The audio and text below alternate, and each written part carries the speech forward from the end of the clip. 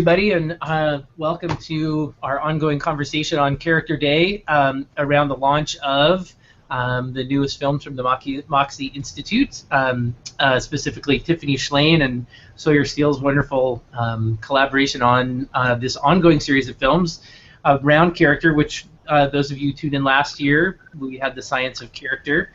My name's Arnie Johnson, by the way. I'm an editor who works extensively with these folks. And then specifically this year, we have both The Adaptable Mind and The Making of a Mensch, both of which are now out in the world, which you should watch if you haven't yet, and will be fueling a lot of this conversation. And speaking of those films, and specifically The Making of a Mensch, today we have with us both David Jaffe and Ariel Berger, and tell me if I'm pronouncing your names wrong, who were very instrumental in making the film, and in fact, one of you, for those of you who haven't seen the film yet, you can find the cameo of David. It's like a little secret moment. If you can find him, you win the prize of having found him. That's like a Where's Waldo? But anyway, welcome to both of you. Thank you so much for being here. And won't you each tell us a little bit about yourself and the work you do, and then we'll jump into the conversation. Why don't we start with David? Sure. Thanks a lot, Arnie. Congratulations on the film. Thank you. I'd say my work is, I'm a rabbi, and my work is I relate to Judaism as a growth religion, and it's all about growth, personal, communal, social development growth. So my work is really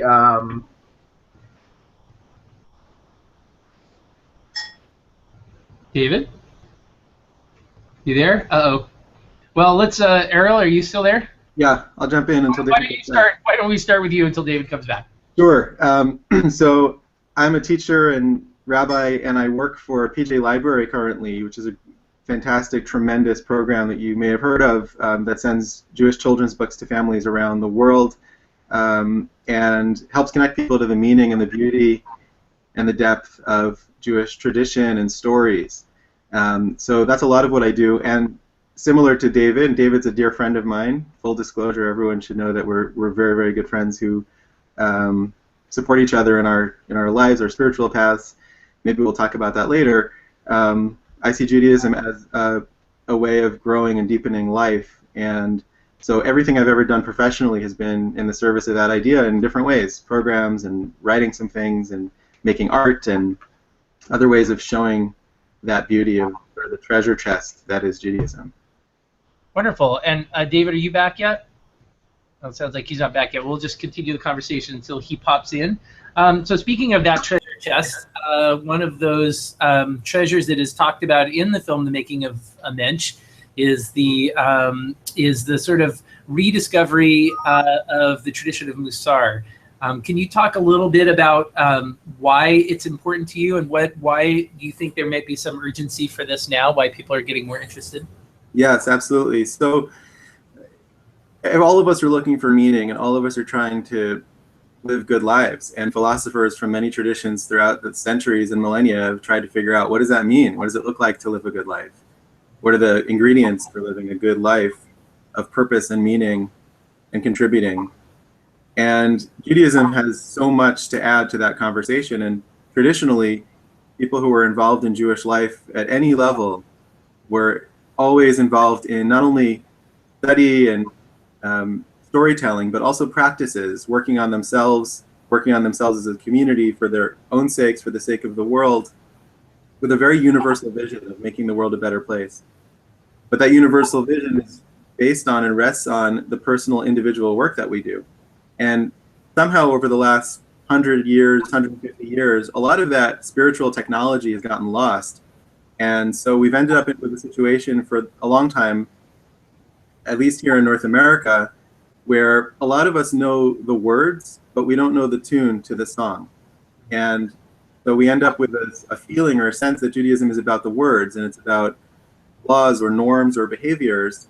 And it is about those things, but it's also about joy and passion and celebration and singing and dancing, both literally and figuratively. So a lot of people have started to search elsewhere, Eastern traditions and other meditative traditions, to try to deepen our sense of what's possible and how is it possible to really live a good life, get more centered, live more fully and more joyfully. And in the last decade or so, people have, in various ways, have started to unlock the treasures of Judaism and the technology that's there, particularly around Mussar practices, which is what the Making of a Mensch is all about, and have opened that up to people who are outside the Orthodox community and outside traditional community, so that everybody can see that there's stuff here that I can access and that I can work with, that I can experiment with in my own life, on my own terms, at my own pace, and see what it does for me, and see how it makes life better for myself and for my children, my community. So I think there's a lot of thirst for that. And for me, I've found a lot of blessing and benefit in those kinds of practices. Now, having a sort of an assembly of practices like that in any tradition, especially maybe for somebody who's either non-Jewish or who's Jewish but not practicing, is there a way into Mussar, a place to start that doesn't feel like now I'm going to have to become like go join a monastery or go to yeshiva or something like that? Is there a sort of a good entry point to get begun on this path? Absolutely. I'm so glad you said monastery, because one of the really powerful things about Judaism in general is that it's not a monastic tradition. Classically and traditionally in Judaism, you don't leave the world in order to become enlightened. You become enlightened by living a life in the world with family and friends, at the workplace, and in daily life, in the small details of life. One of the central ideas of Judaism is that everything is holy, and that you have, wherever you are, you have what you need to get started. You have the resources inside to connect to your own self, your own soul, your spirit, your pathway, your meaning in life. And the tradition is there to help you do that. So you certainly don't have to adopt any sense of obligation or observance in order to experiment with these practices and these pathways. It's also important to understand that those observances traditionally are part of the path. They're not only about laws. They're rich with meaning, and they complement the inner kind of spiritual work or meditative work that people do. So the place to start is with yourself. And the place to start is to ask, what are my questions? What am I thirsty for? What am I wrestling with and struggling with? And to understand that life is a language, and everything that's happening to me in my life is a message to me about where I need to focus. It's guiding me to a sense of my pathway in life. What are the things I need to work on? What are my strengths? What are my foibles and quirks? That's a very traditional Jewish idea. It also appears in a lot of traditions. Everything is meaningful. So starting with yourself is the most authentic thing we can do. And I started by asking myself questions about my own life and my own backstory, and what are some of the challenges that keep coming up in my life, and reading my life as if it were a sacred text and trying to see where to go from there. That's a great place to start. And then David's back. David. Hey guys, sorry about that. Welcome back. Using that to start to kind of kickstart the process, and then to look at resources that are widely available in English. There are books. There's the video, which is a fantastic introduction to this, and there are people like David who are doing very, very powerful work in opening up the specific practices to people in a very, very accessible way. David, have you been able to follow the conversation while you've been offline there? I'm sorry, I haven't. The computer shut down, so I didn't hear what Ariel said. Well, we've just been talking about we've just been talking about sort of why Mussar practices are important. We talked about that a little bit, and then Ariel was just talking about how Mussar is something that we have, that Jewish tradition is not a monastic tradition, that we see, there's spirituality in everything, and that we have the tools that we need, and that Mussar is part of that, and that you sort of start with yourself. As a very quick summary of a much more articulate and rather beautiful thing that Ariel had to say. But I'm wondering if you can add to that conversation, maybe more specifically in some, Ariel talked sort of broadly about how this can be embedded in your life, but I'm wondering if you can maybe bring this down to a more specific level. What are some Mussar practices that maybe people might be doing partially anyway, or that will be very familiar to them, but that you can do, sort of like going to the gym. Running is something people do, but you run a lot more when you're at the gym. What are some things where you feel like that could make Mussar that are very accessible and familiar to folks? Sure, sure. As I was saying in the beginning, that what I really see Judaism as a growth religion, kind of in Carolyn Dweck's term of growth mindset, is really, I think, what Judaism, and Mussar is kind of the center of that, I think, of that growth, and gives us those tools.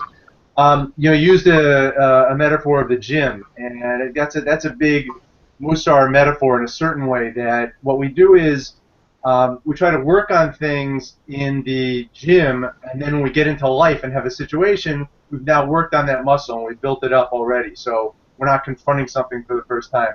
Let me give you an example just from my own practice, and I think that can, you know, illustrate how this works. So, as Tiffany mentions in the movie, Mussar is often divided into, you work on a certain character trait. You choose what are your traits, your strengths, or your weaknesses you want to work on, and you set up a schedule for yourself, maybe one a month, one a week. So for me, one of the traits on my schedule, or as Alan Marinis calls it, my soul curriculum, is responsibility and taking responsibility for things. I have a tendency to maybe let other people take responsibility, kind of duck a little bit. You can ask my wife about this, certainly around with the kids. And so on my curriculum, this comes up every 6 weeks or so. I cycle again into responsibility. So how do I practice that, or take it to the gym? I have a phrase I say in the morning that I repeat, that I came up with myself. And now often these could be drawn from some religious inspiration, from our Torah, from Psalms.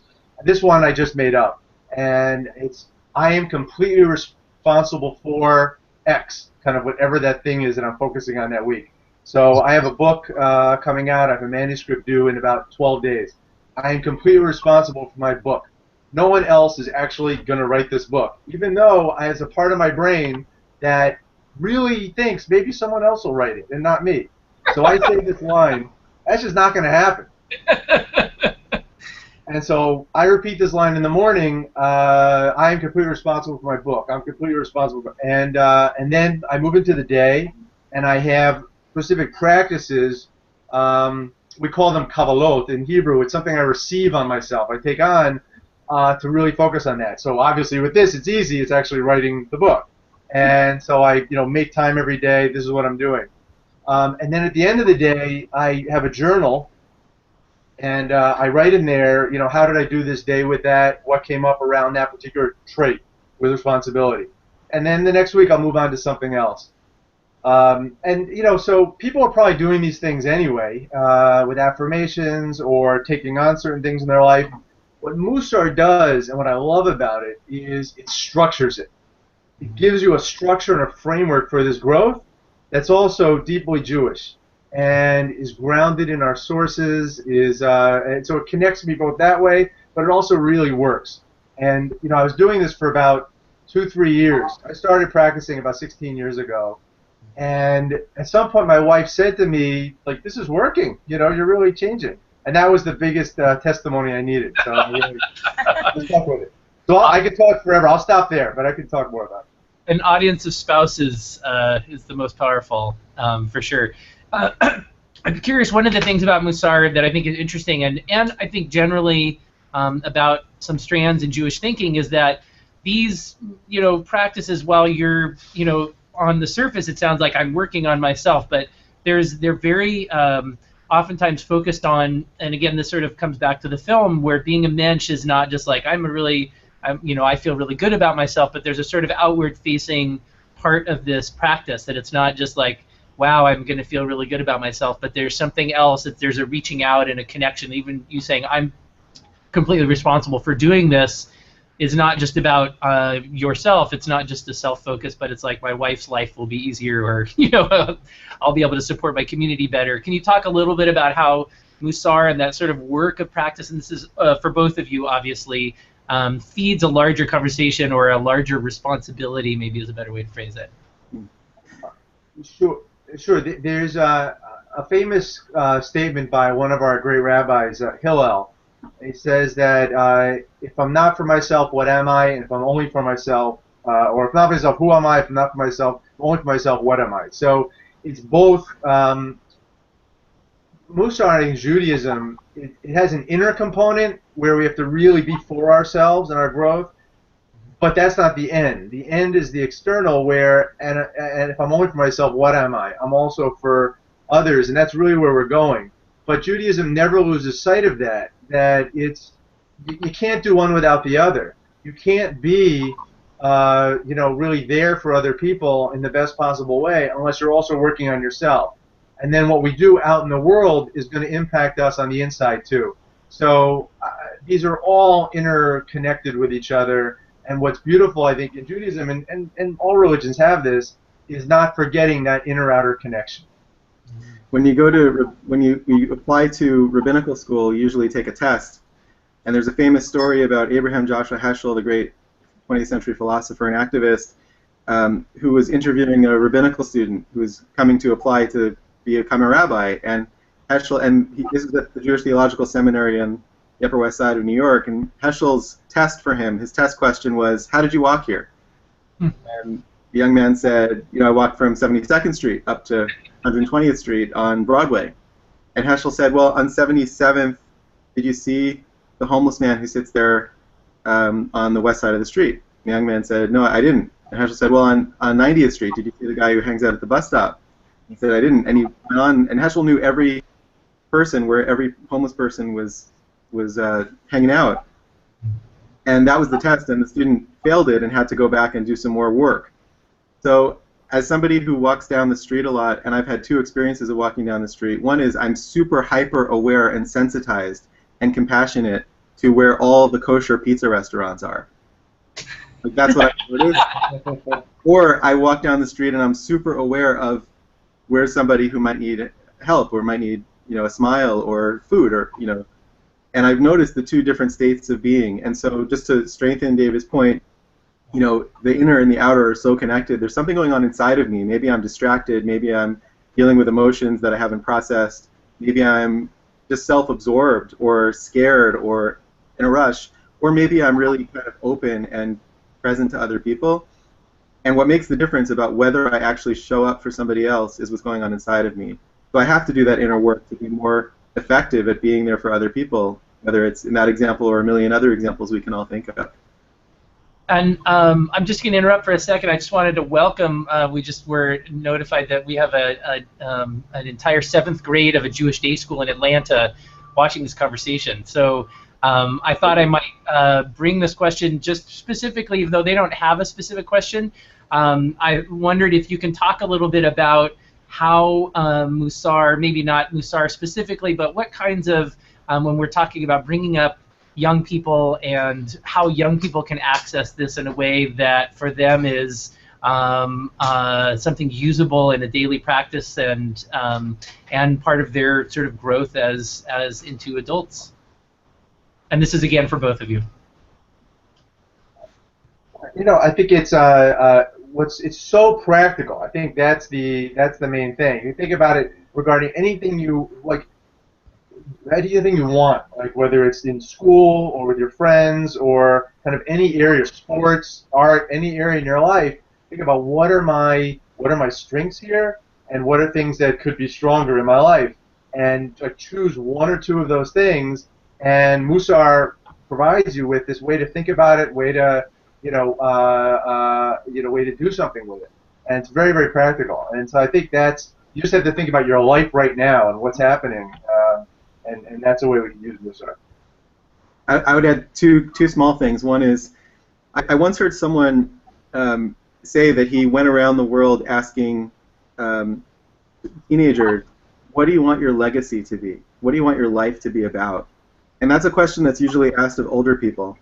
But he was saying that it's never too early to think about what do I really care about? What do I really want my life to be about? What am I passionate about? Maybe I'm really into art, and maybe I'm like I was when I was a kid. Maybe I'm really into dealing with hunger issues in the world, and I really care about that. Maybe I care about animals, and I really want to work to make the world a better place for animals. And those things are real, and those things are important, and they're part of you. And start really thinking about that and defining that and developing some direction and intention around that. This is what I really would like to invest in. This is what I want to learn. It's never too early to start that. And the other thing is, I mentioned before that, David, I think you were off the call for that little part of this maybe, but I said that I revealed that we're very good friends. And that we've helped each other along this journey. And so finding a friend, like the rabbi said, 2,000 years ago, acquire a friend for yourself to do this work with, in general, to work in life. Somebody you can check in with, somebody you can talk to about how things are going really openly. Having one really good friend that you can talk to about these things is incredibly helpful. They can help you flesh out ideas. They can help hold you accountable to things that you want to do. My son right now is 7th grade, and he decided he wanted to learn guitar. And for the first while, he was sort of playing guitar and then stopping for 3 weeks and then picking it up again and wondering why he wasn't getting it. And then, so he and I kind of worked together. I was his friend in this case, and we talked about it, and he started working for 5 minutes every day. Not like an hour, not 3 hours of practice, 5 minutes of practice. Now he can play 4 chords really well, which means he can play almost any pop song you can imagine, and in a very short period of time. So having a friend to help you, so you don't have to do this stuff alone, and you can grow with that support is really helpful, and that's how David and I have supported each other. Wonderful. We're getting near the end of the conversation. I wanted to sort of end with one last question again for both of you. Ariel, you were just talking about how sort of giving the advice of finding those passions, like you want to take care of animals or these various practices in the world. And David, you talked a lot about sort of this line between the inner and the outer self, and I'm curious, interesting, is there a way that practice starts also you start externally, like I want to take care of homeless people, that's something that matters a lot to me, that then will reflect inwardly, like, well, if I'm taking care of homeless people, who am I, to role model or to be part of that conversation? And what am I bringing to this other than just like I'm throwing food down at his foot and hoping that he'll eat? Maybe you can talk a little bit about if you have an external passion or something you care about a lot, how does that end up connecting back? I think we've talked a lot about connecting from in to out, making sure you're okay so that you can then affect the world. But what if you're really passionate about something? How can you then bring yourself to that thing in a way that's constructive rather than maybe sometimes counterproductive? It's a great question. One of the great Mussar masters from about 100 years ago, he had a picture of a wheel, and he said that a wheel has spokes on it. And he was arguing to his students. He said, you have to get out of the study hall and get out into the world and serve the community. And it's like a wheel going down the road that if the spokes are too long, it's not going to be able to move anymore. And so you have to kind of, your inner life, which is the spokes, have to be aligned, have to be able to work, be able to roll down the road. So you have to actually do stuff out there where you kind of hit up against it and say, okay, what do I need? How do I need to be here? So, Arnie, I think it's a great place to start, is kind of what do you want to do out in the world? What interests you? What's your passion? Get involved in it, and then see, what's this calling on me? How do I have to be able to do this thing that I really want to do? And there you got your curriculum. There you have it's right there for you. What do I need? Okay, and then I have all these amazing tools from our tradition to go do something with it. But I think that's a great starting point, to follow that passion and just get out there and start contributing to the world. That'll tell you what you need to do. Great. Ariel, do you have something to add? That was wonderful for me to hear too. David, thank you. Just that somebody said that, mission in life is where your talent and the world's need come together, or your passion and the world's need, something like that. And so I think it's true that we don't only live inside our own minds or our own hearts or our own process. We live in the world, and we go out to work or to school every day, and things come up. That's where the action is. That's where the work is. It's not on the mountaintop. It's not in a monastery. It's that interaction you have on the street that you weren't expecting, or that interaction you have with your family, or you wake up in the morning and you're really cranky. That's the moment when, as David said, your soul curriculum is coming up and presenting you with an opportunity to do the work. When you go to the gym and you take time and space to process and think about what you want to do, and you practice and you repeat a phrase over and over again until it becomes really a part of you, or whatever it is that the particular practice that you're doing, you're investing in a bank account. And when you're in those interactions that come up, you're taking money out of the bank, and you want to have money in the bank to be able to be really present and at your best game, best self in those interactions. So the gym is important, but the real action, the real test, the real life happens in interaction with people. Great. Thank you so much. That's a great place to stop. This has been a wonderful conversation, both of you. We've been getting comments from folks who say, I practice Mussar and I'm loving this discussion. And as I mentioned, the folks in Atlanta, the 7th grade, who are now going to take this and continue the conversation in their classroom. Thank you so much for helping to contribute to this today.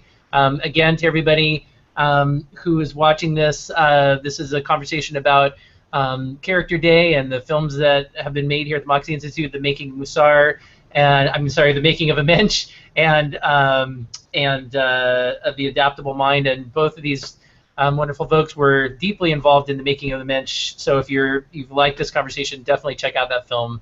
Their voices are really present there. Thank you again for joining us today. Thanks, Thanks everyone. Enjoy Character Day. And congratulations. Thanks a lot, and we'll be continuing this conversation for the next couple of hours. So if you stay on this page, you'll find more conversations that are happening. Thanks again. Take care. Bye. Bye.